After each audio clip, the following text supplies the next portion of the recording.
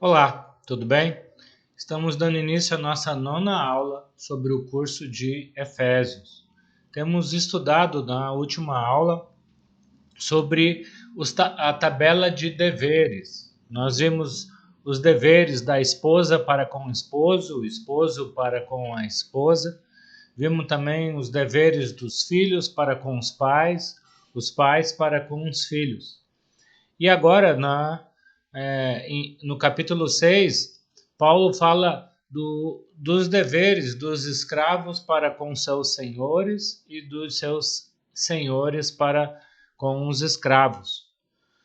Paulo continua, então, dando instruções, e talvez a palavra escravo aqui, que existia escravatura na época que Paulo escreveu, o livro aos Efésios. Hoje podemos pensar no relacionamento entre empregados e seus empregadores, entre funcionários e patrões. O dever dos servos, dos escravos, dos empregados, aqui no versículo 5 de Efésios capítulo 6, se resume à palavra obediência. Paulo fala: escravos, obedeçam a seus senhores terrenos, com respeito e temor, com sinceridade de coração, como a Cristo. Então, Paulo vai falar que os escravos deveriam obedecer aos seus senhores por amor a Cristo, com temor e obediência a Jesus. Como já vimos na aula anterior, sempre que a Bíblia nos fala como que devemos proceder, sempre ela está pensando que nós vamos fazer a coisa certa, não porque a outra pessoa merece, não porque a outra pessoa é digna de nossa atitude, de generosidade, de obediência, de submissão, mas porque, acima de tudo, somos submissos a Deus, fazemos por temor e obediência a Deus. E Paulo dá essas instruções para que os escravos e senhores, obedecendo às instruções bíblicas, fazendo o que a Bíblia diz, eles não só conseguiriam trabalhar em harmonia, mas, principalmente, a vida dos escravos se tornaria mais fácil. Isso até que a escravidão pudesse chegar ao fim. Como eu já disse, o Evangelho, em outras aulas, o Evangelho sempre trabalhou em prol do final, do término da escravidão. A escravidão foi algo inventado pelo homem, e a Bíblia nunca concordou com a escravidão. Quando a gente vê textos, principalmente no Velho Testamento, no livro de Êxodo, o povo de Deus era sempre recomendado a nunca fazer um semelhante a um outro judeu como escravo, mas sempre pagar um salário para esse trabalhador. Os escravos deveriam servir os seus senhores não somente quando eles fossem subordinados ou supervisionados, mas também na ausência, para que eles pudessem ser um bom exemplo e, com isso, mostrar a sinceridade que eles tinham na obra, no trabalho, e não apenas como alguém que estava enganando os seus senhores. E o versículo 9 pede para que os senhores tratem os escravos da mesma forma. Ou seja, os senhores deveriam agir com respeito, com integridade, com cuidado com os escravos. Eles deveriam agir como os escravos da mesma forma que eles não iam querer ser maltratados por outros, não queriam ser maltratados ou oprimidos por tiranos, eles também não deveriam agir da mesma forma com seus escravos, com seus servos. Então, e a Bíblia lembra que se eles eram senhores de escravos, esses senhores que eram cristãos também tinham um senhor, que é Jesus. Então eles estavam, de uma certa forma, no mesmo patamar, na mesma situação que os escravos, pelo fato de também terem um senhor para obedecer. Finalmente, Paulo demonstra que se os maridos e as esposas, os pais e os filhos, os senhores e os escravos, considerassem cada um a sua função, desempenhasse bem cada um o papel, fizesse a sua parte em submissão a Deus, as famílias seriam mais ordenadas e felizes. Todos sairiam ganhando, quer sejam esposas, quer sejam maridos, quer sejam pais, quer sejam filhos, quer sejam senhores, quer sejam escravos, todos sairiam ganhando. Lembrando que dentro das casas, mesmo, além de ter o relacionamento de marido, esposa, pai e filhos, também tinham senhores e escravos. Então o lar funcionaria de forma harmônica e todos sairiam ganhando com isso. Agora, no capítulo 6, versículo 10, Paulo começa a entrar num outro assunto. Na verdade, ele começa o versículo 10 falando finalmente, mostrando que ele está chegando aqui no final da sua carta. Paulo começa a conclusão do livro de Efésios aqui. E ele fala que nós devemos nos fortalecer no Senhor. Por que ele está falando de fortalecimento? Daqui a pouco ele vai falar que o cristão deve se vestir da armadura de Deus. Paulo deixa bem claro, depois de dar todas essas tabelas de deveres aqui, com a esposa, com o marido, com os pais, com o filho, ele deixa claro que a vida cristã não é uma jornada fácil. Ele deixa claro que nós, discípulos de Jesus, estamos numa batalha espiritual. Você e eu precisamos estar conscientes o tempo todo, desde o dia que você se batizou, desde o dia que você assumiu um compromisso com Deus. Você começou a fazer parte de uma batalha espiritual.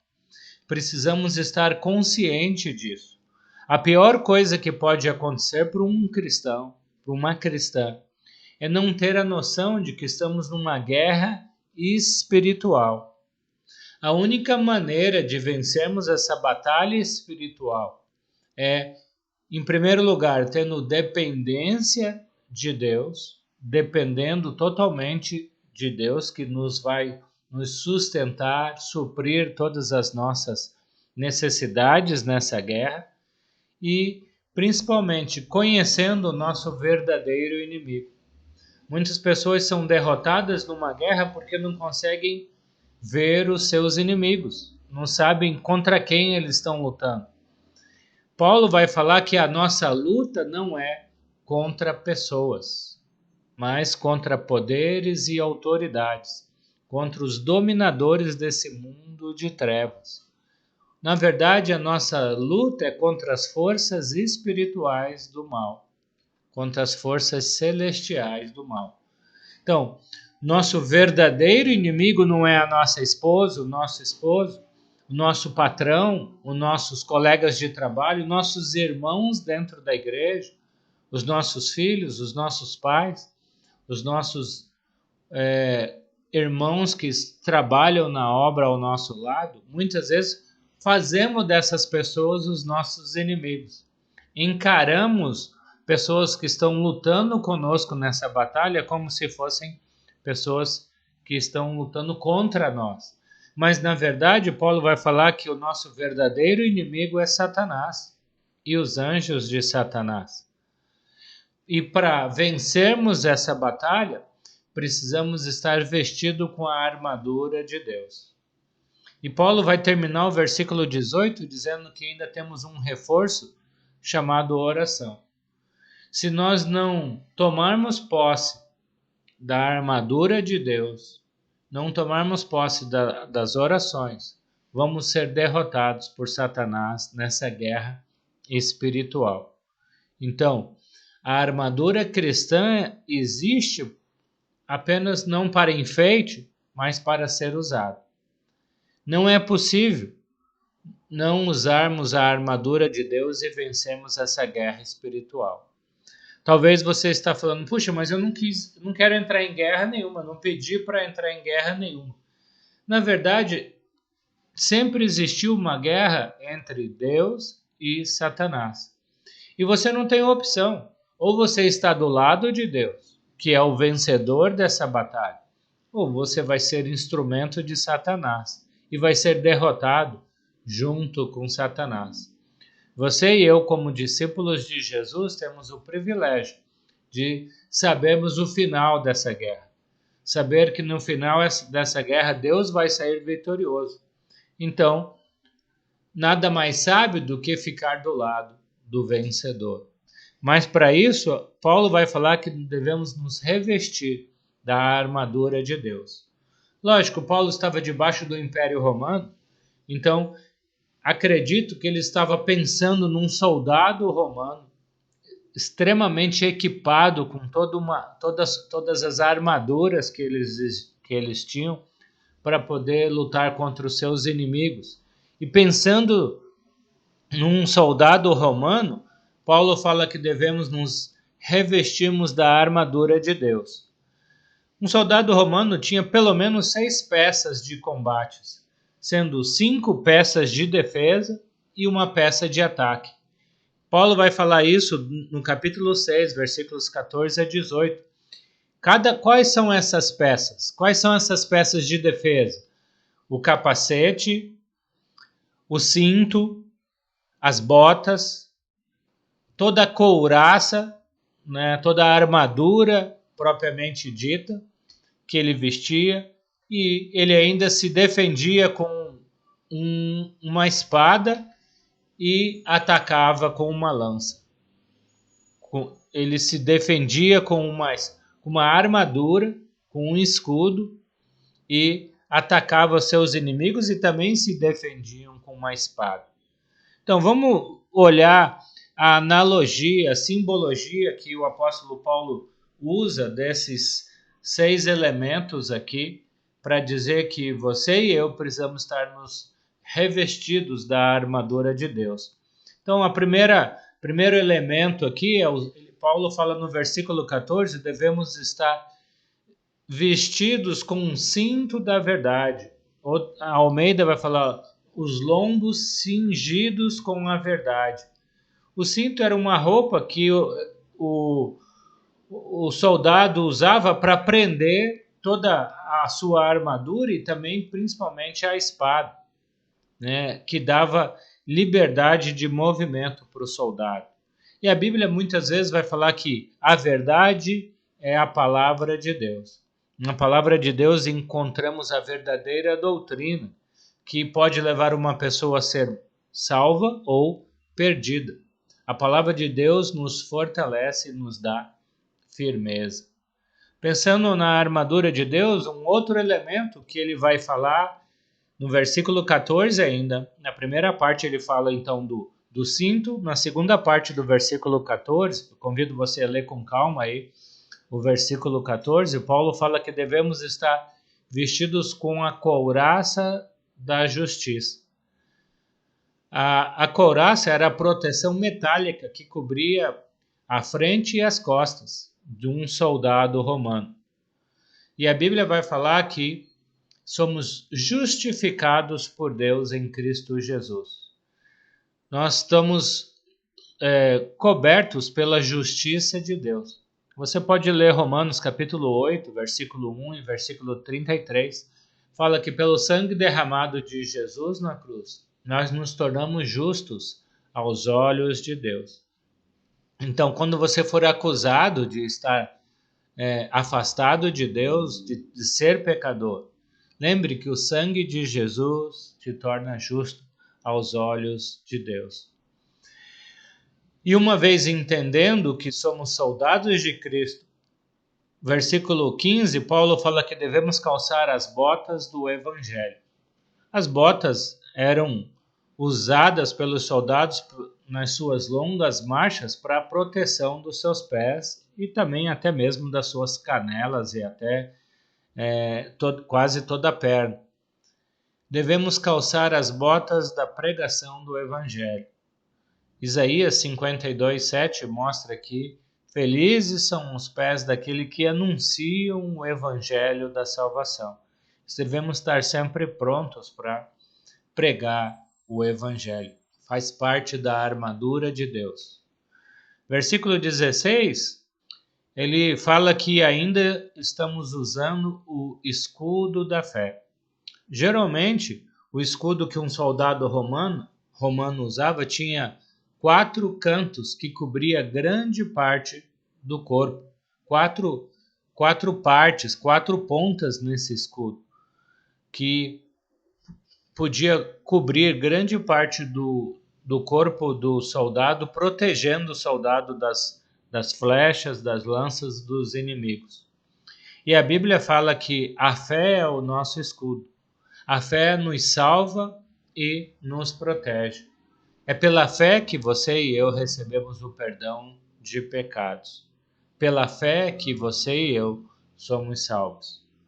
E finalmente, ele fala que a nossa última arma de defesa é o capacete da salvação. O capacete era feito de um metal muito resistente, como bronze e até mesmo ferro. Ele só poderia ser rompido com um martelo ou um machado. Essa era a proteção que o soldado usava na sua cabeça. A Bíblia vai falar que podemos ter a certeza da salvação através do sangue de Jesus. Se na sua mente, na minha mente, temos a certeza de que seremos salvos por Jesus, não porque merecemos, mas pela fé, cremos que o sangue de Jesus nos lava de todo pecado, estaremos seguros de todo pensamento triste e pessimista. Podemos estar nos revestidos da alegria e confiança e seguir uma vida perseverante com a cabeça erguida. Então, o capacete da salvação, capítulo 6, primeira parte do versículo 17. E ele termina falando que o cristão não só se defende, mas também ataca com a espada do Espírito. A espada era usada tanto para ataque quanto para defesa, tanto para atacar o seu inimigo quanto para se defender.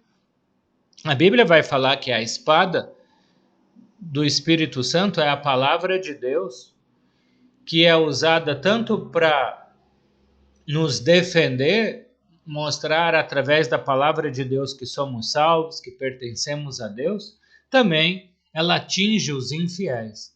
Ela mostra que aqueles que nos atacam, aqueles que estão contra nós, que Satanás, por exemplo, será derrotado por Deus. Então, a Bíblia é usada para atingir fiéis e infiéis, para proteger e revigorar os ânimos dos fiéis e para condenar os infiéis. A espada do Espírito. Paulo termina essa questão de armadura de Deus no versículo 18, falando sobre oração. Versículo 18, ele fala: orem no Espírito em todas as ocasiões, com toda oração e súplica. Tendo isso em mente, estejam atentos e perseverem na oração por todos os santos. Então, tendo toda essa armadura de Deus, através do Espírito Santo, temos acesso a Deus e podemos orar a Deus. A oração deve assegurar que essa nossa armadura cristã funcione. Durante toda a batalha, devemos orar o tempo inteiro. O povo de Deus só vence o inimigo com oração. Devemos orar com todos os tipos, todas as classes de oração. Ou de forma pública, como nas reuniões da igreja, ou de forma privada, dentro do nosso quarto, só nós e Deus. Podemos orar de forma social, em atividades e reuniões com irmãos. Podemos orar de forma solitária. Podemos orar de forma mais solene, quando, por exemplo, estamos numa atividade do culto, ou de forma espontânea entre reuniões e atividade com os irmãos. De qualquer forma, podemos orar a Deus em todos os lugares, de todas as maneiras. E podemos orar a Deus pedindo a Deus que perdoe os nossos pecados, com confissão de pecados uns para com os outros, para que possamos ser perdoados por Deus, como podemos orar pedindo misericórdia por nós e por nossos irmãos, e também podemos orar com ações de graças, agradecendo pelas bênçãos, por tantas coisas que Deus tem nos dado no dia a dia. Então, A oração faz parte da armadura de Deus. A oração nos conecta a Deus, nos fortalece e nos renova. Paulo, falando de oração, versículos 19 e 20, ele pede oração por ele mesmo. Ele começa o versículo 19 falando: orem também por mim. Então, Paulo sabia que ele não era um super-homem, no sentido que ele não era indestrutível, mas como um homem carnal, ele também necessitava das orações dos Efésios, como alguém que estava pregando o evangelho, servindo no reino de Deus, ele precisava das orações dos irmãos. E o que Paulo pede? Qual é o pedido que Paulo pede para os irmãos? Será que Paulo pede para que ele ganhe mais dinheiro? Será que Paulo pede para que ele consiga parar de ser perseguido pelos romanos, pelos judeus? Será que Paulo pede para que ele não tenha mais tribulações e sofrimentos? Versículo 19, ele fala: que me seja dada a mensagem a fim de que destemidamente torne conhecido o mistério do Evangelho. Paulo ora para que ele possa continuar anunciando o Evangelho, para que ele tenha coragem diante de tantos obstáculos, de tantas dificuldades que Satanás estava impondo a Paulo, para que ele pudesse continuar pregando o Evangelho. Ele fala mistério do Evangelho no sentido que a gente já falou isso nesse curso, que o Evangelho era um mistério até Deus ter revelado, até Deus ter anunciado que hoje a maneira que um ser humano pode se aproximar de Deus é através do Evangelho da salvação, através de crer em Jesus, arrepender dos seus pecados e receber o perdão de pecados nas águas do batismo. Então, Paulo fala que devemos orar principalmente por aqueles que estão na frente da batalha. Quem está na frente da batalha? Aqueles que estão pregando o Evangelho. Aqui mesmo na nossa cidade ou em outros lugares distantes, onde tem sido proibido de pregar o Evangelho. Então devemos sempre, nas nossas orações, lembrar daqueles irmãos e irmãs que estão anunciando o Evangelho, estão na frente da batalha. Paulo está concluindo a sua carta e ele conclui dizendo: Tíquico, o irmão amado e fiel, servo do Senhor, lhes informará tudo, para que vocês também saibam qual é a minha situação e o que estou fazendo. Então, já falamos um pouco disso na aula introdutória. Paulo termina a carta aos Efésios muito parecido como ele terminou a carta aos Colossenses, onde ele fala de Tíquico, que era o seu porta-voz. Tíquico era aquela pessoa que Paulo estava preso em Roma. Tíquico vai levar a carta para os Efésios, como que Tíquico também vai levar a carta para os Colossenses.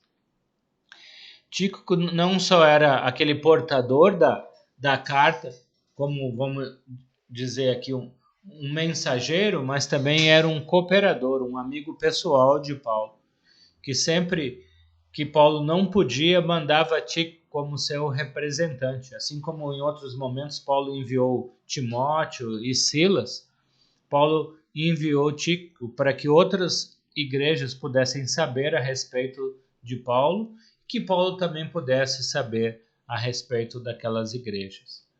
E ele termina, versículo 23, dizendo: paz seja com os irmãos e o amor e fé da parte de Deus, Pai e do Senhor Jesus. Paulo termina a carta aos Efésios sem aquelas saudações pessoais, como ele costumava fazer em muitas das suas cartas. A gente já falou também na aula introdutória que a carta aos Efésios é uma carta circular. Provavelmente, depois dos Efésios lerem essa carta, eles fizeram cópia e mandaram para todas as igrejas na Ásia Menor. Para Colossos, para Hierápolis, para Pérgamo, para Sardes, Tiatira, Filadélfia, todas aquelas igrejas que podemos ver no livro de Apocalipse, capítulo 2 e 3, elas provavelmente receberam essa carta. Então, por isso, Paulo não termina a carta falando nominalmente de muitas pessoas, para que, de repente, alguns irmãos não se sentissem esquecidos. Mas sim, de forma geral, Paulo conclui a carta dizendo: a graça seja com todos os que amam o nosso Senhor Jesus Cristo com amor incorruptível. Mesmo aqueles que Paulo nem conhecia, que estavam lendo esta carta, poderiam ser fortalecidos pela carta de Efésios, mantendo-se firme no Senhor, tomando todo o cuidado com cada coisa que Paulo escreveu. E essa também é a minha oração, para que você e eu possamos ser abençoados com todas as bênçãos espirituais que foram faladas aqui nesse livro aos Efésios. Que você possa ter crescido espiritualmente, que você possa ter esclarecido dúvidas espirituais, até mesmo em cima de algumas palavras e textos do livro de Efésios. E sinta-se à vontade para assistir e ler quantas vezes você achar necessário essas aulas para o seu crescimento espiritual, para o seu relacionamento melhor com Deus e com os irmãos.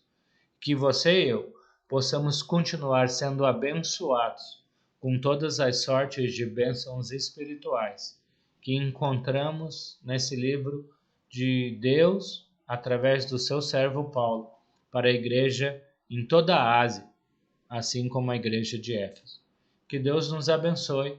Até o próximo curso, onde podemos ser edificados pela palavra de Deus. Muito obrigado pela tua presença, pelo teu carinho, pelo teu apoio. Amém.